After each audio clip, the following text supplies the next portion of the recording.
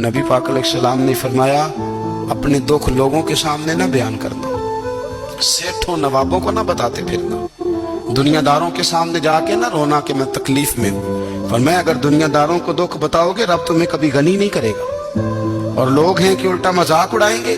آپ کی جس سے بڑی پکی یاری ہے نا، پکی، وہ تب تک پکی ہے جب تک آپ نے 50,000 مانگا نہیں، اور جس وقت آپ نے کہہ دیا کہ میں مجبور ہوں میری مدد کر، تو پھر ختم ہو گئی دوستی۔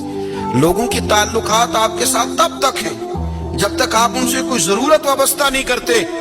کریم محبوب فرمانے لگے بندوں کے سامنے دکھ نہ بیان کرنا، اللہ تجھے کبھی غنی نہیں کرے گا۔